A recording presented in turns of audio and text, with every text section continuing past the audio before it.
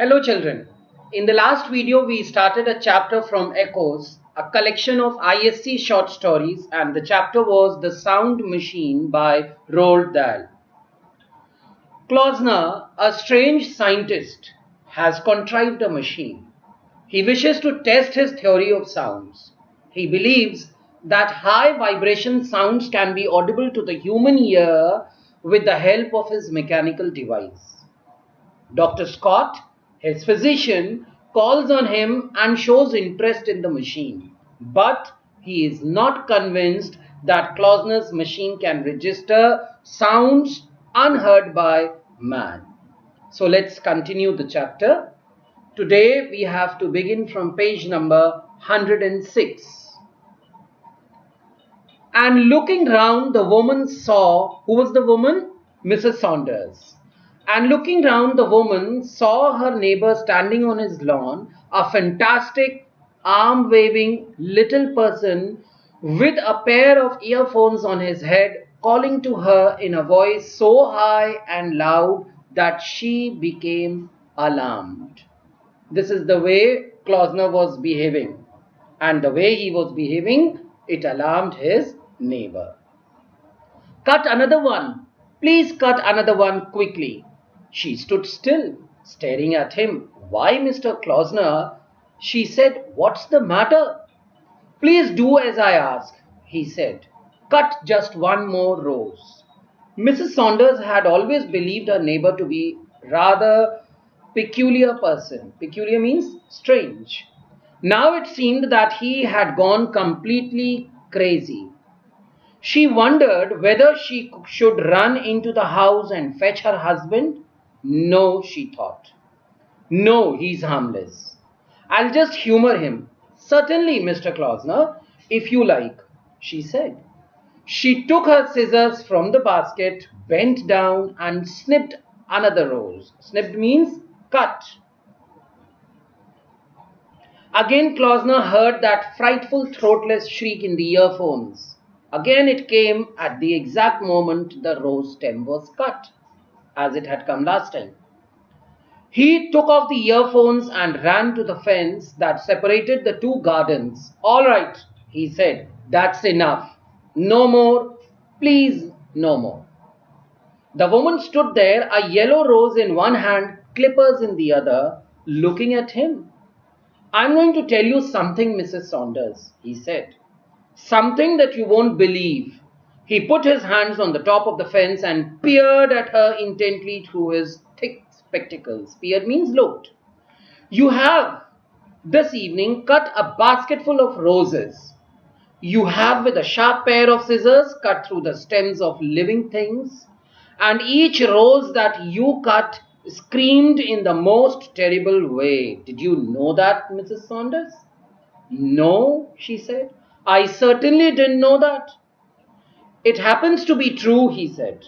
He was breathing rather rapidly, but he was trying to control his excitement.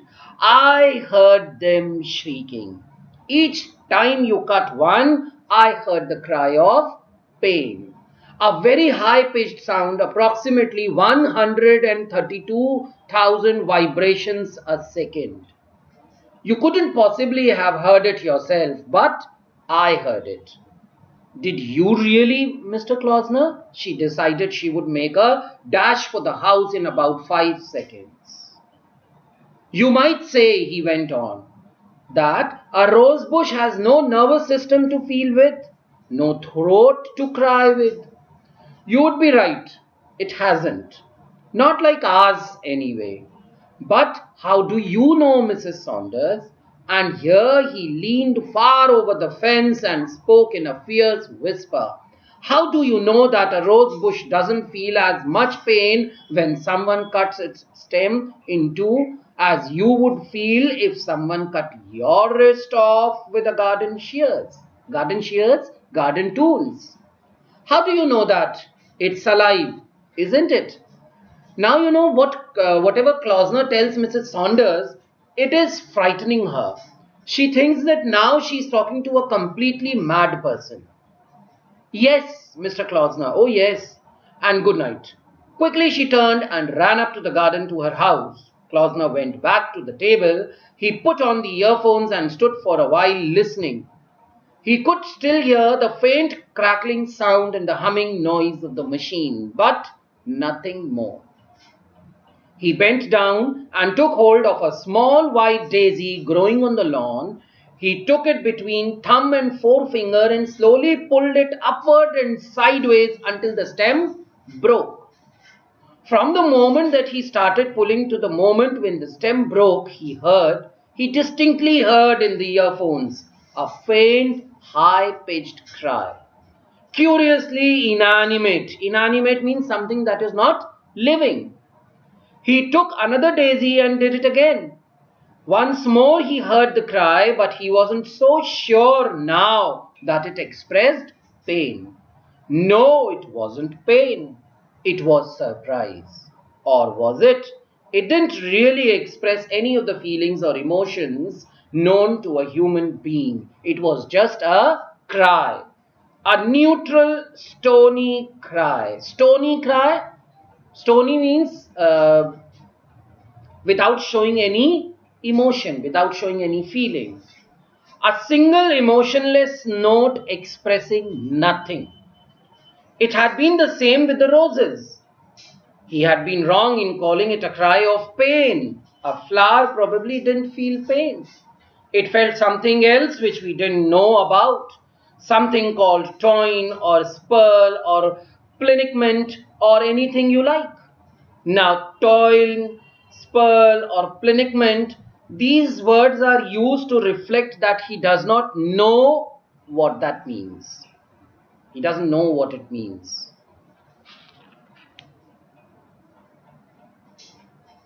He stood up and removed the earphones. It was getting dark and he could see pricks of light shining in the windows of the houses all around him. Carefully, he picked up the black box from the table, carried it into the shed and put it on the workbench. Then he went out, locked the door behind him and walked up to the house. The next morning, Klausner was up as soon as it was light. He dressed and went straight to the shed. He picked up the machine and carried it outside. He was very excited as soon as it was dawn. Clasping it to his chest with both hands as it was very, very precious to him. Walking unsteadily under its weight. It was pretty heavy. He went past the house, out through the front gate and across the road to the park. There he paused and looked around him. Then he went on until he came to a large tree, a beech tree, and he placed the machine on the ground close to the trunk of the tree. Quickly he went back to the house and got an axe from the coal cellar and carried it across the road into the park. He put the axe on the ground beside the tree. Then he looked around him again, peering nervously through his thick glasses in every direction. There was no one about, and it was 6 in the morning. So at 6 in the morning, he was already in the park. He put the earphones on his head and switched on the machine. He listened for a moment to the faint, familiar humming sound. And that sound was the sound of the machine itself. Then he picked up the axe, took a stance with his legs wide apart and swung the axe as hard as he could at the base of the tree trunk. Stance means position. He took a position and he was ready with the axe. The blade cut deep into the wood and stuck there, and at the instant of impact, he heard a most extraordinary noise in the earphones.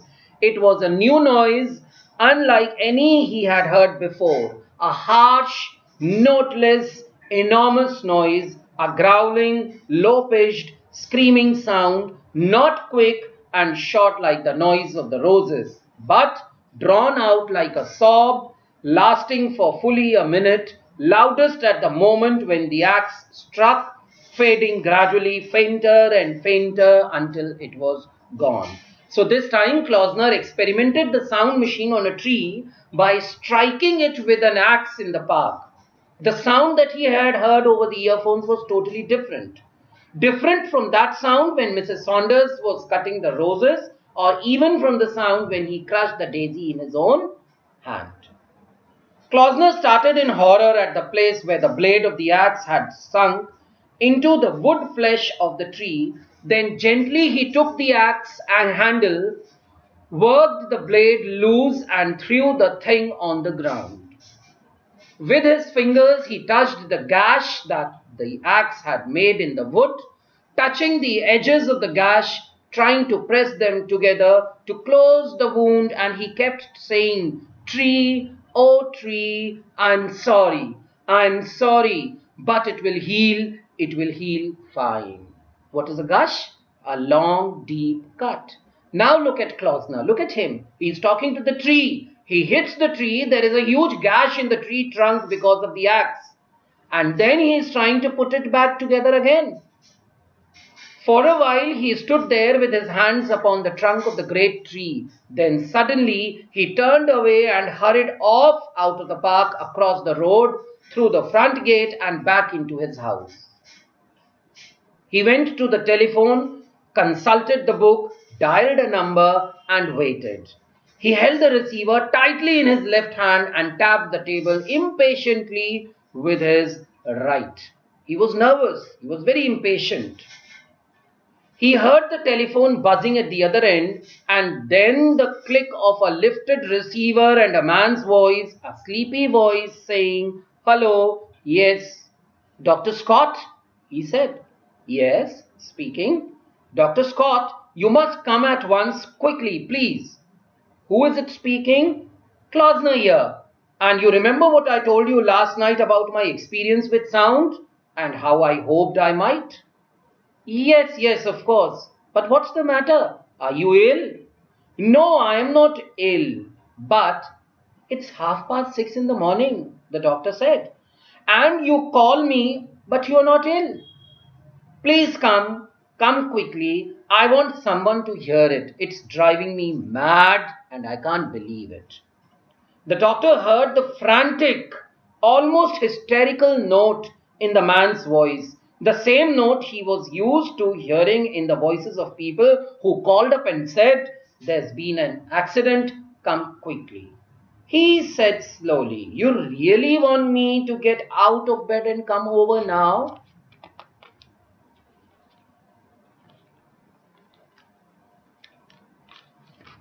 "Yes, now, at once, please." "All right then, I'll come." Klausner sat down beside the telephone and waited. He tried to remember what the shriek of the tree had sounded like, but he couldn't. He could remember only that it had been enormous and frightful, that it had made him feel sick with horror. He tried to imagine what sort of noise a human would make if he had to stand anchored to the ground while someone deliberately swung a small sharp thing at his leg, so that the blade cut in deep and wedged itself in the cut. So he was trying to compare and imagine how a human being would have reacted if he would have been in the same situation. Same sort of noise perhaps. No, quite different. The noise of the tree was worse than any known human noise because of that frightening, toneless, throatless quality. He began to wonder about other living things, and he thought immediately of a field of wheat standing up straight and yellow and alive, with the mower going through it, cutting the stems. 500 stems a second, every second. Oh my God, what would that noise be like? Now he is imagining a field when there are 500 weak plants being mowed down. So he is wanting to know what kind of sound that would produce. 500 wheat plants screaming together, and every second another 500 being cut and screaming. And no, he thought, I do not want to go to a wheat field with my machine. I would never eat bread after that. After hearing such sounds, that is 500 wheat plants would have to produce such sounds. But what about potatoes and cabbages and carrots and onions? And what about apples? Ah, no. Apples are all right. They fall off naturally when they are ripe. Apples are all right if you let them fall off instead of tearing them from the tree branch, but not vegetables. Not a potato, for example. A potato would surely shriek, so would a carrot and an onion and a cabbage. So he says he is imagining here the different vegetables and fruits and how it would sound like when you had to cut it. He heard the click of the front gate latch and he jumped up and went out and saw the tall doctor coming down the patch. Coming down the patch means coming down the path. Little black bag in hand. Well, the doctor said, well, what's all the trouble? Come with me, doctor. I want you to hear it. I called you because you are the only one I have told. It's over the road in the park. Will you come now? The doctor looked at him. He seemed calmer now. There was no sign of madness or hysteria. He was merely disturbed and excited. They went across the road into the park and Klausner led the way to the great beech tree at the foot of which stood the long black coffin box of the machine and the axe. Why did you bring it out here? The doctor asked. I wanted a tree. There aren't any big trees in the garden. And why the axe? You'll see in a moment. But now please put on these earphones and listen. Listen carefully and tell me afterwards precisely what you hear. I want to make quite sure. So now Klausner tells Dr. Scott to put on the earphones over his ears because he wants to make sure what Dr. Scott hears. The doctor smiled and took the earphones and put them over his ears. Klausner bent down and flicked the switch on the panel of the machine. Then he picked up the axe and took his stance. Again he took a position with his legs apart, ready to swing with the axe. For a moment he paused. Can you hear anything? He said to the doctor. Can I what? Can you hear anything? Just a humming sound. You remember the humming sound is of the machine itself.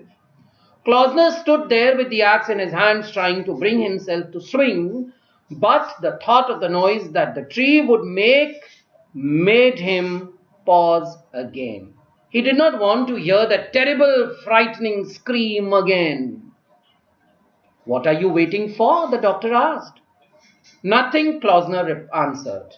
And then he lifted the axe and swung it at the tree, and as he swung, he thought he could swear he felt a movement of the ground on which he stood.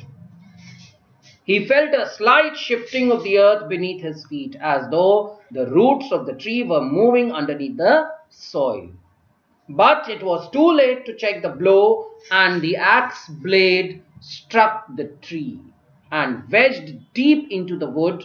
At that moment, high overhead, there was cracking sound of wood splintering and the swishing sound of leaves brushing against other leaves, and they both looked up and the doctor cried, Watch out! Run, man! Quickly run! The doctor had tripped off. He was taken off. He had taken off the earphones and was running away fast. But Klausner stood spellbound, staring up at the great branch, 60 feet long at least, that was bending slowly downward, breaking and crackling and splintering at its thickest point, where it joined the main trunk of the tree. The branch came crashing down and Klausner leapt aside just in time. It fell upon the machine and smashed it into pieces. So this time when Klausner struck the tree, a branch which was almost 60 feet long, it came crashing down and then it came and crashed the machine into pieces. Great heavens, shouted the doctor as he came running back. That was a near one. I thought it had got you. Klausner was staring at the tree. His large head was leaning to one side and upon his smooth white face there was a tense, horrified expression. Slowly he walked up to the tree and gently he prized the blade loose from the trunk. Slowly he pulled out the axe blade from the trunk. "Did you hear it?" he said, turning to the doctor. His voice was barely audible. Barely audible means it was hardly audible. The doctor was still out of breath from the running and the excitement. "Hear what?" "In the earphones, did you hear anything when the axe struck?" The doctor began to rub the back of his neck. "Well," he said, as a matter of fact, he paused and frowned and bit his lower lip. "No, I'm not sure. I couldn't be sure. I don't suppose I had the earphones on for more than a second after the axe struck." Yes, but what did you hear?" "I don't know," the doctor said. "I don't know what I heard. Probably the noise of the branch breaking." He was speaking rapidly, rather irritably. "What did it sound like?" Klausner leaned forward slightly, staring hard at the doctor. "Exactly what did it sound like?" "Oh, hell," the doctor said. "I really don't know. I was more interested in getting out of the way. Let's leave it." "Dr. Scott, what did it sound like?" Here Klausner becomes more persistent, or rather annoyed. "For God's sake, how could I tell? What with half the tree falling on me and having to run for my life?" The doctor certainly seemed nervous. Klausner had sensed it now. He stood quite still, staring at the doctor, and for fully half a minute he didn't speak. The doctor moved his feet, shrugged his shoulders, and half turned to go. "Well," he said, "we would better get back." "Look," said the little man, and now his smooth white face became suddenly suffused with color. He was blushed. "Look," he said, "you stitch this up."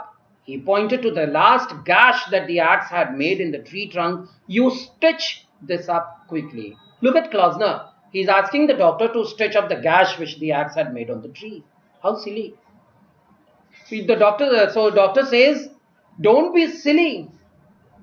You do as I say, stitch it up." Klausner was gripping the axe handle and he spoke softly in a curious, almost a threatening tone. "Don't be silly," the doctor said. "I can't stitch through wood. Come on, let's get back."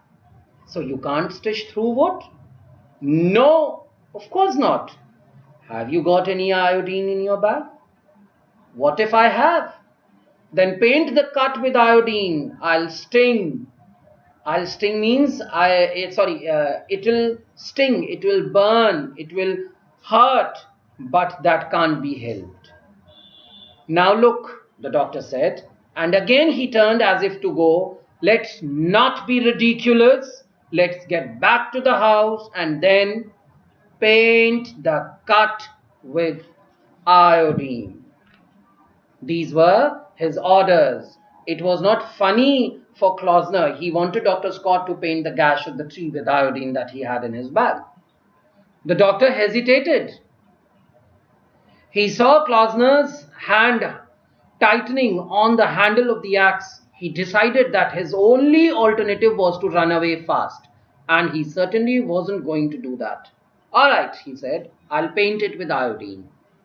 He got his black bag, which was lying on the grass about 10 yards away, opened it and took out a bottle of iodine and some cotton wool.